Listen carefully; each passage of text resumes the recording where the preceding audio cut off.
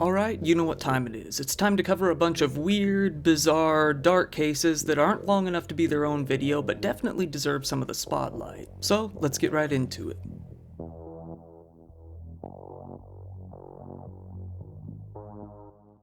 Alright, so we've got body of missing crypto billionaire found chopped up in suitcase. Fernando Perez Algaba was a self-made crypto billionaire based in Miami, Florida in the US until he eventually moved out to Barcelona. He made most of his money by renting out luxury cars and selling crypto. He had no problem showing off exactly how rich he was on Instagram, where he had almost 1 million followers. Fernando decided to go out to Argentina, where he rented an apartment and stayed for about a week. He was supposed to return the keys to the owner on July 19th, but he never did show up. He never answered when the manager called him either. Because of this, the manager decided to report him missing. After being missing for more than a whole week, Fernando's body eventually was found stuffed into a suitcase near a river in Buenos Aires, the capital of Argentina. Unfortunately, a group of children playing in the river were the ones who were forced to stumble upon the grisly scene. The kids reported back to their parents, who then informed the police shortly after. The police came out to find the suitcase containing Fernando's legs and a forearm. They found the other arm in the river soon after. After a few days, they found his head and torso as well. The police said that the body parts were clearly amputated by some sort of professional. After sending the body in for an autopsy, it was found that Fernando had been shot 3 times before being torn apart. They were only even able to identify the body as his by his fingerprints and some unique tattoos. The police have arrested 1 person in connection with the death. Being an active investigation, they haven't said much else beyond that. They're still looking into why he was killed, although they strongly suspect he was killed over some of his massive debts. And now, Berkeley High alum sentenced to 9 months in jail for massive CP hacking/extortion scheme. Out in Oakland, California, a 20-year-old former Berkeley High School student was recently arrested, charged, and pled no contest to charges of distributing photos of 13 naked people. Young people. The guy, Liam Bergman, had apparently hacked into a bunch of different Berkeley High School students' Snapchat accounts.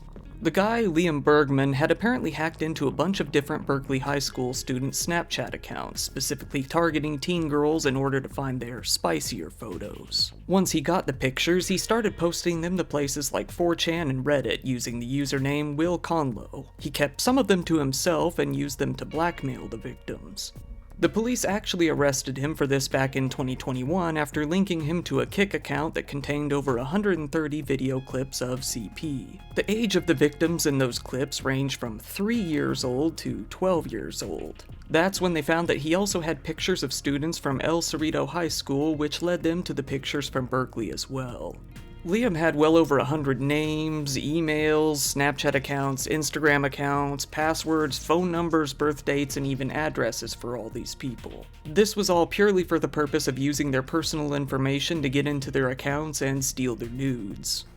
Upon initially being arrested in September of 2021, Liam was able to pay his $220,000 bail and go free. But then, this year, he showed up to court and pled no contest to 2 different misdemeanor counts, one being invasion of privacy and the other being distributing images of intimate body parts to cause distress. That charge included the names of all 13 of the victims. In exchange for pleading no contest, he was sent to Santa Rita jail that same day in order to start serving a 9-month jail sentence. Liam Bergman is still in jail. It looks like he'll be able to cut his sentence in half if he stays on good behavior. Whenever he's released, he's going to be on house arrest for 3 months with an ankle bracelet before moving on to 3 years of probation.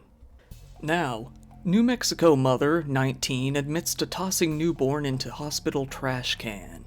As the title says, a 19-year-old woman in New Mexico, Alexi Treviso, has recently admitted to hiding her freshly born baby in a trash can in the Artesia General Hospital bathroom. This is where he was later found deceased. The woman first arrived into the hospital complaining of back pain. The doctors then tested her for pregnancy, and the results came back positive. She denied ever having had relations before, but that clearly was not the truth. When the baby was born, she went into the hospital bathroom for what was said to be quite a long time. Eventually, doctors were able to get in, where they found her cleaning a large amount of blood off the floor. When confronted by a doctor, being told that the baby was found inside the bathroom, she said, "I'm sorry, it came out of me and I didn't know what to do." Her mother, in the room with her, was shocked, responding with, "Lexi, I told you about this. I just asked you, baby, to tell the truth. Lexi, have you watched the news about what the girls do to their babies and they go to jail?" Alexi responded with, "I was scared. It was not crying or nothing." Angrily, her mother shot back with, "What did you do to it?" until the doctor stepped between them to prevent the situation from escalating any more than it already had. Alexi was charged with first-degree murder after the discovery. It's possible that she may be alternatively charged with abusing a child resulting in death and tampering with evidence instead. At first, the doctors had thought that she had snapped and done something to terminate the pregnancy herself. Then, afterwards, a nurse came across the full-term child at the bottom of the garbage can, with the doctor saying, "She put the baby in the trash can and then another clean liner over the top of it. The baby is dead. She killed the kid." The New Mexico office of the medical investigator came to investigate the case and determined that they had a homicide on their hands. This didn't happen naturally. Alexi's attorney said that she had no criminal record and shouldn't be facing a murder charge. He said that there are major discrepancies about what had happened and that this isn't a classic child abuse sort of case. The attorney went on to say that a toxicology report showed that the baby had 0.19 nanograms of morphine in his system at birth, tested positive for COVID-19, influenza A and B, and apparently SARS as well. He said that Alexi was on birth control and had no reason to think that she was pregnant, and he claimed that she didn't know she was pregnant because she ate McDonald's so much that she just thought she was getting really fat really fast. I'm not even joking. He has blamed the death on Alexi getting too many drugs from the doctors, saying, "They gave her cyclobenzaprine, a muscle relaxer, acetaminophen, and morphine, which you are definitely not meant to give during labor." Alexi has been described by a classmate as a master manipulator, saying that she even named the child Alex before killing him. She said, "She knew she was pregnant and hid it from almost everyone." As this just happened, we don't really know what'll happen to Alexi from here on out, but stick with the channel to find out. Here we've got, man fires 30 rounds at his pool cleaner after mistaking him for a thief. And it's about that time again, a Florida case. Pinellas County, Florida to be exact. This is where a man is actually avoiding charges after firing 30 shots from his rifle at his own pool cleaner. The sheriff's office has said that the man, 57-year-old Bradley Hocevar, was chilling at home with his wife Jana on June 15th when they started hearing noises at around 9:15 p.m. They looked outside to see a man on their pool deck. This man was the pool cleaner, a man named Carl Polek, who came to clean the pool without notifying the family that he was going to be so late. Because of this, Bradley thought he was a home invader. The couple yelled at the man several times to get out of their yard, but it seems that Carl didn't hear them and continued doing what he was doing without reacting. Jana called 911 while Bradley went and grabbed his M4 carbine rifle from the bedroom. He took position behind the couch and aimed the gun at the man. The sheriff said, "All they know is that she clearly saw a guy out there, heard noise, saw the guy coming toward the window, the blinds are shut, he had yelled at the guy to go away, but the person was clearly still there. At that point, he saw a flashlight coming toward the doors as if the person with the flashlight was coming to the house. Then, Bradley fired the gun. Carl was rushed to the hospital, amazingly only suffering a few minor injuries from the flying glass and shrapnel. None of the bullets had actually hit him. Even though he ran off after 2 shots, Bradley kept firing at nothing for well over a minute and a half until he completely emptied the entire 30-round magazine. Afterwards, the couple went out front and saw the pool cleaner's car, realizing what had really happened. Turns out that Carl was servicing the local pool so late at night because his company had gotten really behind and they were pretty desperate to catch up. His mistake was not knocking on the door or notifying the family in really any way before just showing up. In hindsight, he should have probably let them know that he was coming at 9 o'clock at night, yet he made no effort to contact them at all, said the police. After an investigation, the sheriff's office found that Bradley was acting lawfully, calling the whole ordeal an unfortunate set of circumstances, referring to the shooting as lawful but awful. Here's a weird one. Influencer dies at Chinese weight loss camp trying to lose 200 pounds. A 21-year-old social media influencer in China named Kui Hua died recently while attempting to lose 200 pounds as fast as she possibly could at a weight loss camp. After gaining 9,000 followers on Douyin, China's version of TikTok, she decided to try the camp out. For this, she gained a lot of attention as obesity rates within China are actually climbing pretty rapidly.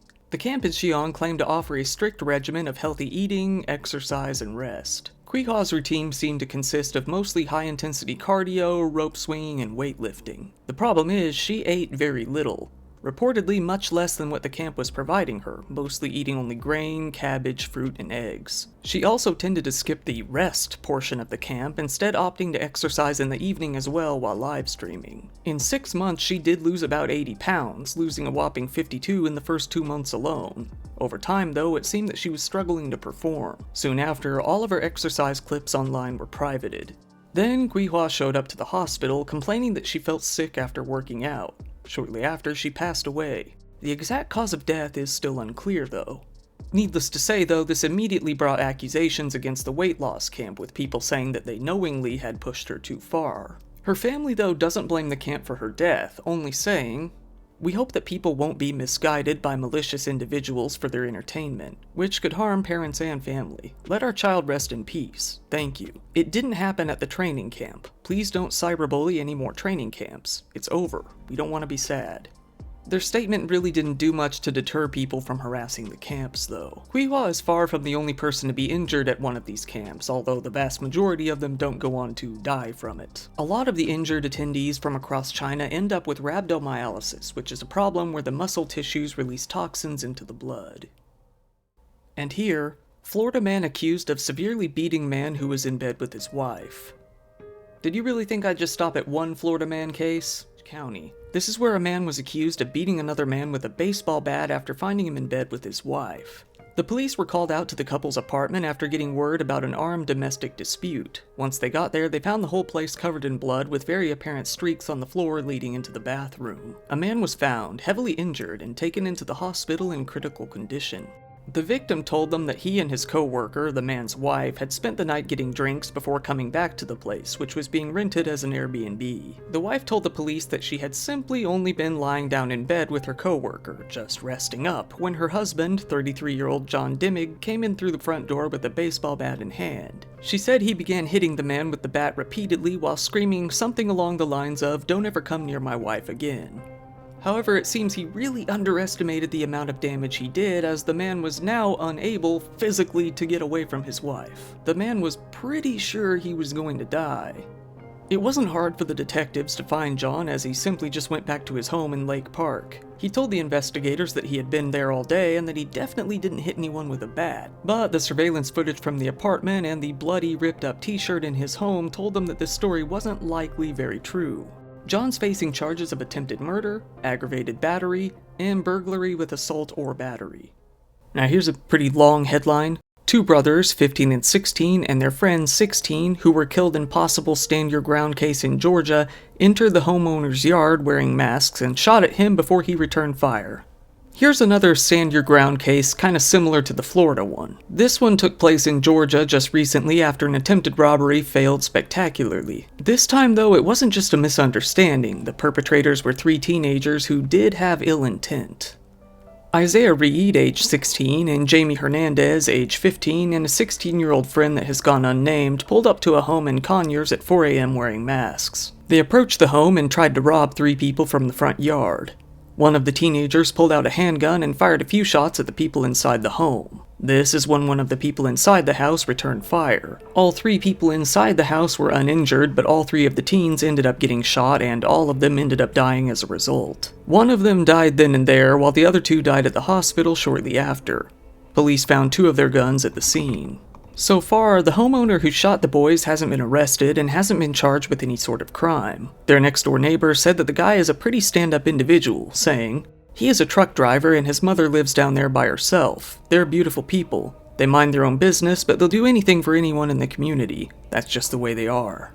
The relatives of the 3 boys are unhappy, though. They're questioning the circumstances surrounding the whole ordeal, with 2 of the boys' aunts saying, "I hope that someone can come forward and let us know what's going on, because this is, devastating to my family. There are 3 teens that are dead now, and we all love them." The police say that an investigation is still ongoing, although neighbors have corroborated the story that this was a failed attempt at a robbery. This is still being looked at as a stand-your-ground type of case. Given that the people in the home feared for their lives as they were being shot at, they were able to use any force necessary to protect themselves. And now, woman, 87, fed her home invader. Here's a pretty weird case in which not only did an old lady fight off a home invader, she also decided to feed him before letting him go. It's probably the most old lady thing I've ever heard. So, 87-year-old Marjorie Perkins was asleep at her home when she woke up to the horrific sight of a stranger standing over her. He had squeezed in through the gap between the window air conditioner unit and the wall. He told her, "I'm going to cut you." Upon hearing that, she figured that she would either have to fight him off or die. She jumped out of bed and put her shoes on as fast as she could, hoping to make a run for it when the teenage intruder pushed her up against the wall. She grabbed a nearby chair and hit him with it. He landed one punch on her forehead. This was when the attacker decided it wasn't worth it and made a break for the kitchen. There, he told her that he hadn't eaten in a long time, for some reason. So she decided to pull out some crackers, peanut butter, tangerines, and protein shakes. As the kids started eating, she called 911 on her rotary phone. Before the cops could even get there, the kid had jumped up and ran out of the house. However, one of the police dogs were able to pick up his scent and track him down just a couple blocks away. The cops charged him with burglary, criminal threatening, assault, and consuming liquor as a minor. It turned out that this 17-year-old was actually a kid that had mowed Marjorie's lawn for her when he was younger. She said about him, "He did a darn good job, I hope he gets help."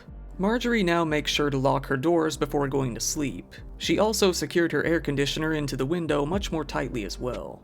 Her neighbor gave her a baseball bat as a gift, just in case.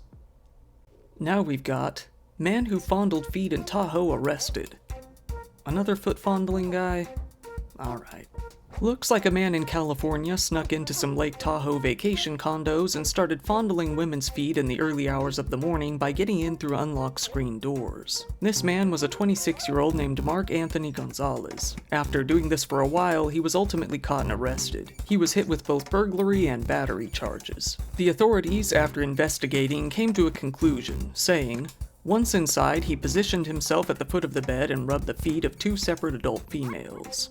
They said that both of the victims were able to wake up, confront him, and scare him off. Neither woman actually knew the other, it was completely random. Mark was pretty known in the area and suspected of some other crimes. These included trespassing, stealing women's shoes, and what the police called self-gratification while doing so. God, imagine waking up to that just all over your feet, like you just stepped in a mayonnaise jar. Why the fuck did I say that? Over time, Mark's crimes had been escalating in nature. He's being held in Merced County Jail on a $50,000 bond until he can get extradited back to Nevada. The police say that, hopefully, this arrest can make some vacationers feel more safe in the area. They also reminded everyone once more to make sure their doors are locked. And here we've got, Horseman of the Year Shot a Horse. You might think that that title really sums the whole thing up, but it's actually quite a bit weirder than that.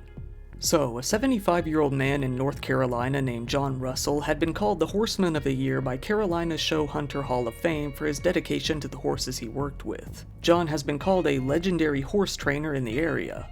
Now, the tables have turned dramatically, and John is facing several felony charges after police say that he shot a horse. It's worse than you think, though. He wasn't aiming for the horse. He was aiming for his son that was riding the horse after just having an argument with him. That's where the multiple felonies come from. You do have one for cruelty to animals, but then you have another for assault with a deadly weapon with intent to kill.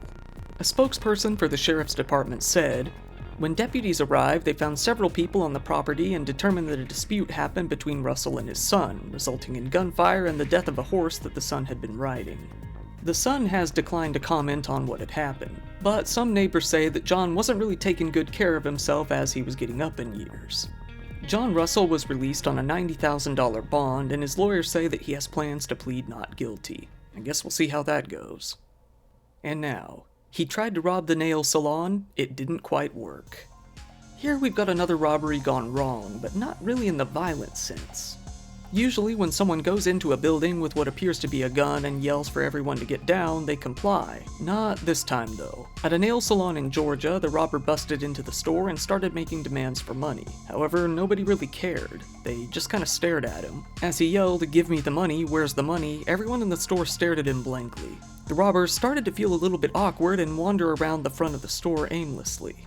An employee working the register just looked at him before the phone rang. He answered the phone and started talking to the person on the other line before walking off. One woman did attempt to leave, and the robber did take her phone. She left the place but waited right outside. The frustrated amateur burglar then left as well, saying a few words to the woman as she stood out there, then casually walked off as the woman re-entered. While the salon's owner was a bit scared, he did his best to keep everyone calm and relaxed, and it seems to have worked. The would-be robber, though, still hasn't been caught. It's said that he sped away in some sort of silver car. If you do know who he was, there's a $2,000 reward for any information that might lead to his arrest. Once again, thank you for watching my video. I feel like there were a lot more kind of comedic cases this time around than serious ones, so I apologize if that's not really your thing. If you don't mind, give me a like, it helps out in the algorithm, and subscribe if you want to see more stuff like this. I usually do one of these videos about once a month. If you want, go ahead and follow me on social media, I post stuff. And if you want to support the channel even further, I do have a Patreon account which I always keep down in the description below, and speaking of which, shout out to the top patrons. We've got Jake Parsons, Rabid Snarf, Royal Pain and Ass, Kylie Jeffers, Tracy Farrell, Jada, Dana Hart, Anna B, Sunrider, Lee aka Crust, Emilio Morales, George Lopez, Mini Tina, Ron Murillo, Travis Billings, Jason Whitehurst, Jim Dowell, Kimmy Leffel, Melina Lee Williams-Haas, Impalato, Stephen Jamie Kramer, Max Sword Guy, Hao Yang, April Diamond, Starfade, Angie, Rick of Work in Progress USA, Sash Johnson, Marianne McCurdy, Buttery Frankus, Jules Latona, Arctic Cat, Adrian Lawley, Marsh, Rinsenstein, Kim Peak, Lex Luthor, Lux Alpaca, CSD, Scoochie Main, Jackie, and Mark Barnett. You are all the best of the best, better than all the rest. This has been your host Kyle, thank you, and good night.